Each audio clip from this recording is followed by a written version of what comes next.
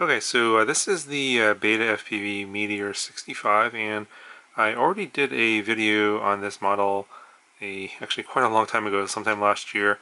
This model's been around a little while now, and it is, as you can see, it looks different from that video. I'll link that other video down in the description if you want to check it out. That's the full review. This is sort of an update, and the reason you're seeing this is because a number of you have asked me to take a look at this again because it is quite a bit different.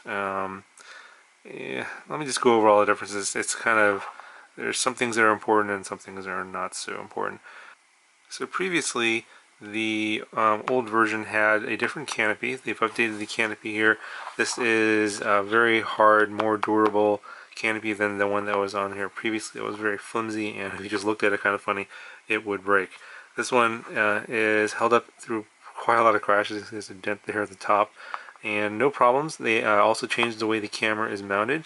It's mounted into the canopy now with a little plastic piece that holds it in place, so it won't vibrate around like it did in the old mounting method with a piece of, like, I think it was like silicone rubber that would hold the camera in place, and it would kind of vibrate around and cause some jello.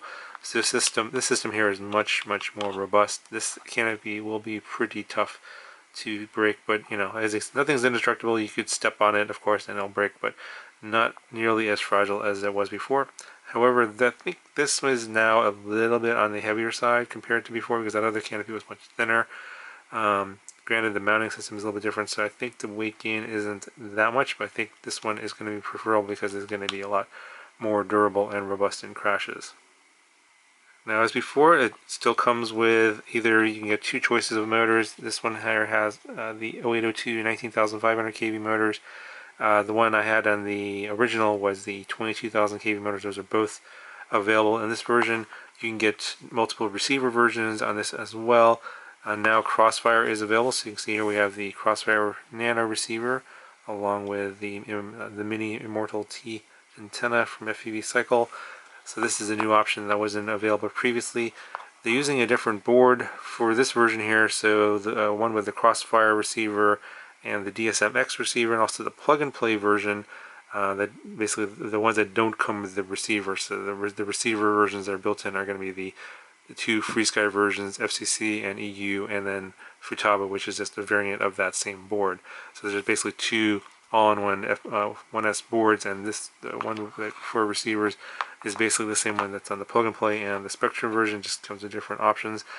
And when you get that board, it is a little, at least this one was a little bit different than the original that I got with the FreeSky receiver.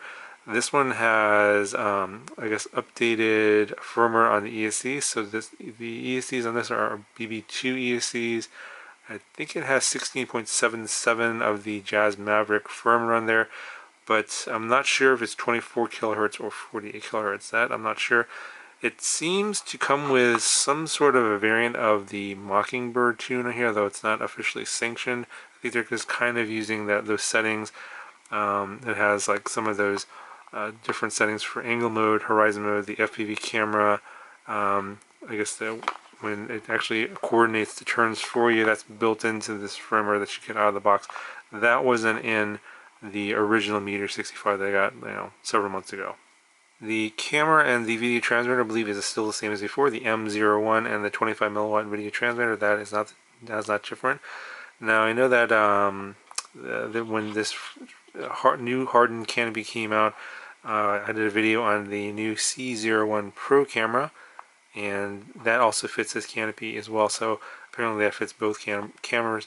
But this is the older M01, which I'm not a huge fan of. I think the C01 is much better. The M01's okay, for most indoor whoop flying. You may have it may struggle in much darker or much brighter lighting conditions. So now with all these changes, it's going to adjust the weight a little bit. So let's go ahead and I'll show you what that is. Also with the receiver and the Crossfire receiver antenna, it's going to, obviously everything's going to weigh a lot more. And yeah, we're coming in at 24.43 grams. I don't remember exactly what the original weight. Go ahead and check that video down in the description. I think it was around 21.5 or 22 grams, something like that. So definitely gained the weight of the more robust canopy and the Crossfire receiver. So This is going to be for those of you guys that are concerned about crashing and breaking things, and also range. If you don't want fail-safes, that kind of thing, then this is basically the setup you want. It's going to be really robust. You can go fly as far away as you want, but at the expense of acro flying ability. So it's not going to be doing as much acro because it's a little bit heavier. Because it's a little bit heavier, you are sacrificing a little bit of flight time compared to before. So one of the questions that people had for me on this particular model and why it looks different, why they keep updating it, is this is pretty typical of all the companies you're going to see. They are constantly making improvements, and they're not calling this version 2 or anything like that. They will just add a little change here, a little change there, and they actually aren't doing a very good job of documenting that.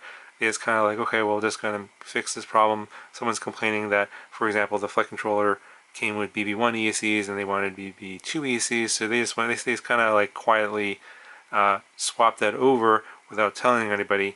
And this is a common practice, not just from BetaFPV, but pretty much all the companies. They all do that, constantly making incremental small changes. So, you know, there's kind of no way to get around that. So while I think my advice to you is, if you don't want to get caught with old stuff, is you know, you have to wait until after maybe the second or third batch comes out.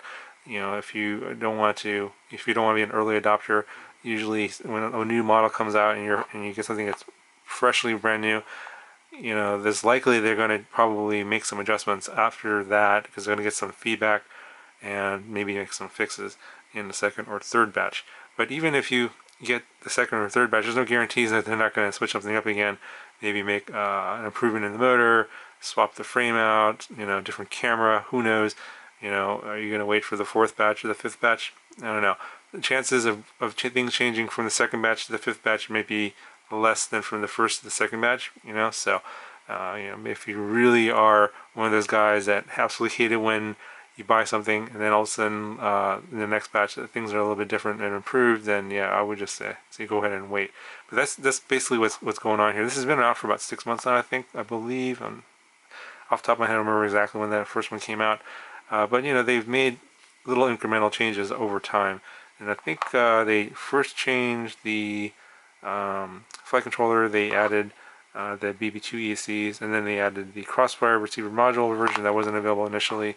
And they've updated the canopy on this latest iteration. So those, you know, that happens. This is pretty typical what goes on in FPV and all these companies. So if this is something that you really don't like, it's kind of hard to avoid, unfortunately. Anyway, that's going to do it for this video. Hopefully you got the information you needed about this version. Link down in the description if you guys wanted to check it out. And yeah, it's an affiliate link. I would appreciate it if you would click the link and support the channel. That would be great. If you have any questions, let me know, and I'll talk to you guys in the next one.